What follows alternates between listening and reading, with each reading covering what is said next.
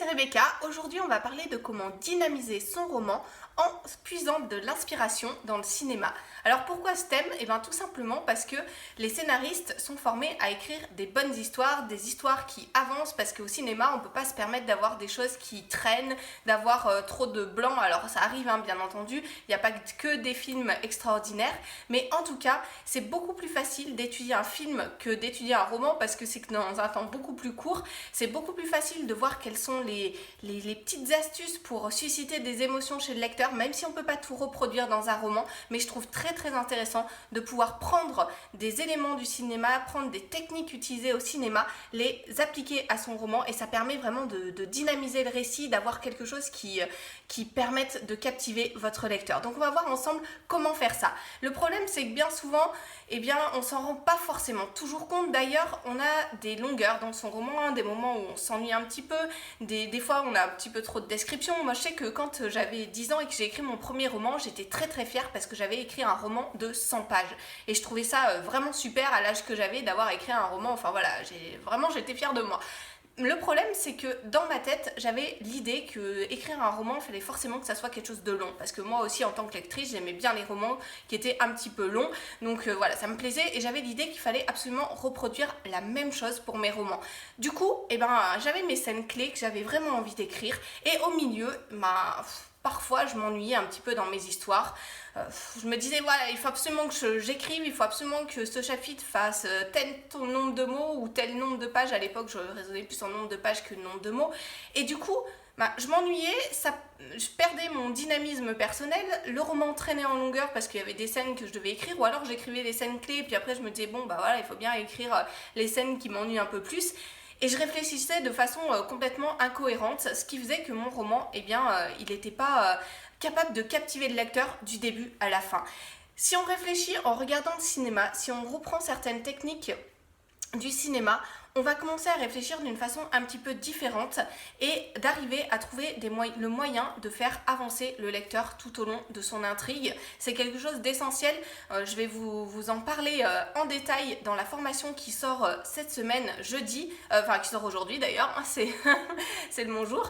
Donc la formation qui sort aujourd'hui, elle aborde cette question-là de cinéma et roman. Comment prendre les éléments clés du cinéma qui sont là pour construire des scénarios qui soient captivants pour ceux qui vont les regarder, et comment les réutiliser pour les romans, et en tirer vraiment tout le potentiel pour avoir des romans qui soient dynamiques et intéressants. Alors un petit truc, si vous avez envie de regarder, regardez vos films préférés, en fait, prenez le temps de, voilà, au moins vous aurez en même temps un moment de détente, prenez le temps de re-regarder votre film préféré, et de regarder quels sont les éléments dans ce film qui font que ça vous suscite des émotions, ça vous fait voyager, parce que pendant tout un moment vous allez vivre ailleurs avec les personnages. Quelles sont les choses qui vous marquent, qui vous intéressent dans ce film-là. C'est très intéressant de pouvoir faire ça, de pas simplement être un spectateur passif. Alors bien entendu,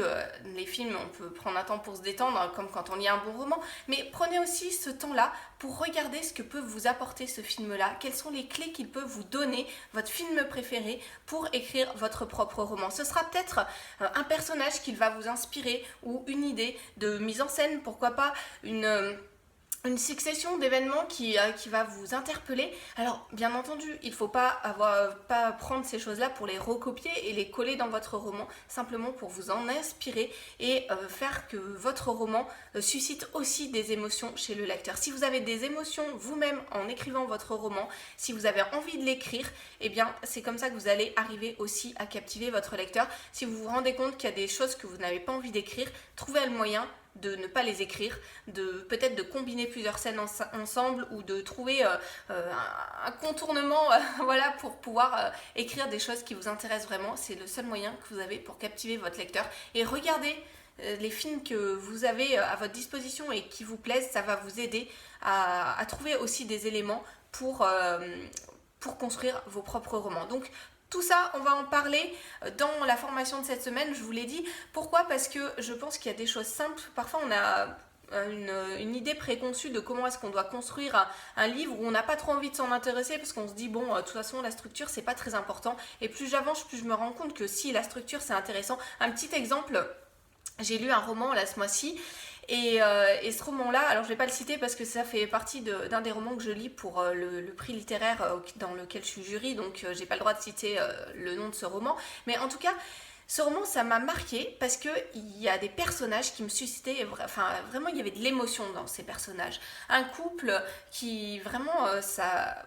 Ouais, voilà, c'est vraiment j'avais des émotions en lisant ce livre, j'avais envie de les suivre, ce couple-là. Le problème, c'est qu'en plein milieu, enfin plein milieu, au milieu de scènes qui sont vraiment marquantes, où on vibre avec les personnages, où on a envie de les aider à surmonter leurs problèmes parce qu'ils ont des tas de problèmes, et bien au milieu de ça, il y a des grandes scènes où on s'ennuie à mourir, et franchement, c'est quand même pas très souvent que je saute des passages dans un roman, mais là je les ai sautés. Et le problème, c'est que j'avais vraiment envie de poursuivre l'histoire de ces personnages. Je sais même pas en fait si je vais le terminer parce que de toute façon, là, fin mai, il faut que je rende mon avis sur les romans que je suis en train de lire. Mais c'est vraiment dommage parce qu'il y a tout un côté qui est poignant à ce roman et l'autre, ben, il n'y a rien. Donc, faites attention à ça dans vos propres romans. Écrivez vraiment des choses qui vous tiennent à cœur. Écrivez aussi des choses qui sont capables de captiver votre lecteur. On n'est jamais seul en tant qu'écrivain. Même si on se dit j'écris pour moi, il y a toujours une petite part où on écrit aussi pour les autres. Et c'est intéressant de s'intéresser à comment faire pour captiver aussi nos lecteurs, pas simplement pour se captiver soi-même, aussi pour captiver son lecteur. Je vais tout vous expliquer dans la formation qui sort aujourd'hui. Donc les techniques volées au cinéma pour arriver à écrire son roman, comment écrire un roman, comment dynamiser son roman en s'inspirant du cinéma. Et on va parler dans un premier module de comment écrire le pitch de son histoire. Alors qu'est-ce que c'est le pitch? C'est un court résumé de son histoire. On va voir quelles sont les 4 clés qu'on peut trouver dans ce petit exercice qui est pratiqué quand ceux qui écrivent les scénarios veulent convaincre un producteur de choisir leur film, enfin de choisir leur scénario pour leur film. C'est un exercice qui est très intéressant, notamment parce qu'il permet de voir quels sont vraiment les éléments essentiels que vous allez utiliser dans votre roman pour convaincre votre lecteur. Donc on va faire cet exercice-là, on va voir quelles sont les 4 clés intéressantes, on va en profiter pour faire le casting de vos personnages, voilà, de voir quels sont les éléments vraiment de base que vous allez devoir utiliser pour arriver à écrire votre roman. Alors si vous en êtes au milieu de votre roman, ça sera valable aussi parce que c'est toujours bon de se poser cette question: est-ce que j'ai fait cet exercice-là? Est-ce que je suis capable de résumer mon roman en quelques phrases, de dire vraiment ce qui en fait la force et qui va captiver mon lecteur? Donc vous pouvez très bien faire cet exercice-là aussi. Donc ça sera dans un premier module. Dans un deuxième module, on va réviser un petit peu les règles de base de la dramaturgie. Ça aussi, c'est des choses importantes. On va voir quels sont les éléments clés en dramaturgie qu'il ne faut absolument pas oublier. On va se baser sur les règles pour d'écriture de scénario chez Pixar, parce qu'ils ont des choses très intéressantes, des éléments à ne pas oublier dans les scénarios. C'est absolument valable également pour votre roman, vous allez voir ça. Donc on va s'intéresser à ces choses-là, on va aussi faire une petite révision globale de qu'est-ce que c'est que la structure d'un roman. Alors pas de panique, on ne cherche pas du tout à limiter votre imagination, au contraire, les points clés sur lesquels s'appuyer pour décupler votre imagination et surtout pour arriver à relancer l'attention du lecteur au fur et à mesure de votre roman. Donc voilà, on va s'intéresser à ça dans un deuxième temps. Et puis dans un troisième temps, dans un troisième module, on va voir quels sont les éléments clés de mise en scène pour votre roman, comment arriver à mettre des éléments qui vont à montrer en fait les choses vos idées à votre lecteur, à les transmettre à votre lecteur. Ça sera dans un troisième module, on va s'intéresser à la focalisation, on va s'intéresser à ces différents éléments dans un troisième temps. 3 modules, vous pouvez accéder à la formation à tarif préférentiel en cliquant sur le lien qui s'affiche dans la description. Moi, je vous retrouve tout de suite derrière.